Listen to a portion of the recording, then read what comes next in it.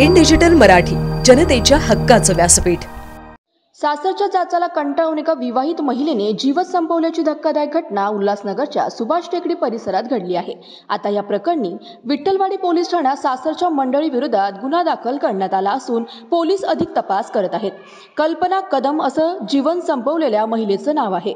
20 वर्षांपूर्वी कल्पना हिचे लग्न संदीप याच्याशी झाले। सुभाष टेकडी गुरु नानक शाळे शेजारी कदम कुटुंबीय राहत आहे।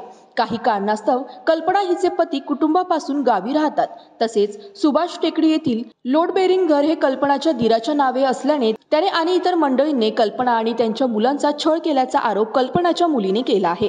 लाईट कापणे, त्यांना अंधारात ठेवणे, मुलाबाळांना मारहाण, दमदाटी करणे या सर्व जाचाला कंटाळून आज कल्पना हिने अखेर टोकाचं पाऊल उचलून जीवनलीला संपवली आहे। आता या प्रकरणी सासरच्या मंडळी विरोधात गुन्हा दाखल करण्यात आला असून पोलीस अधिक तपास करत आहेत। माझं नाव प्रतीक्षा कदम।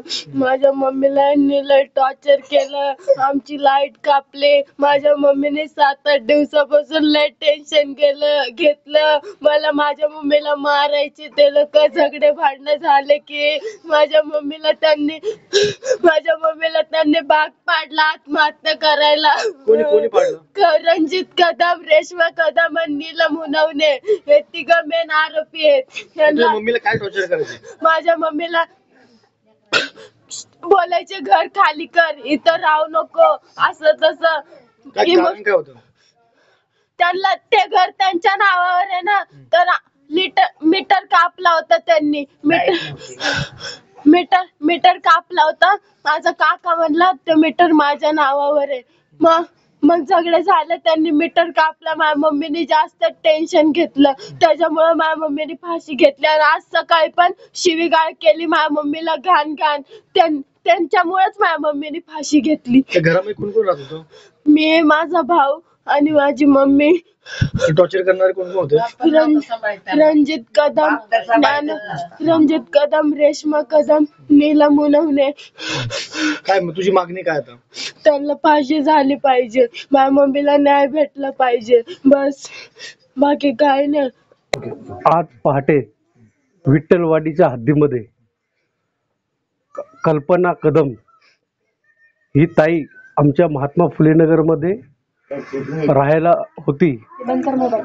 तर त्यांच्या घरामध्ये 8 ते 10 वर्षापासून पूर्वीपासून वाद चालू होता।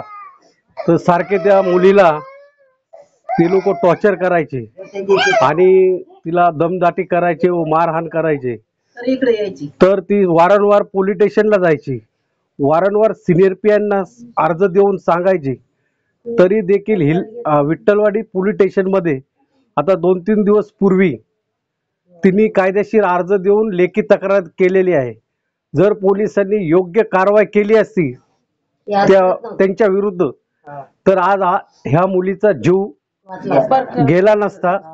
आणि ह्याच्यात पोलिसांनी परत इन्व्हिटेशन करून त्यांना कडक एकदम शासन झालं पाहिजे, त्यांना फाशी झाली पाहिजे आणि कट्टर शासन झालं पाहिजे, तरच या कदम परिवाराला न्याय भेटेल।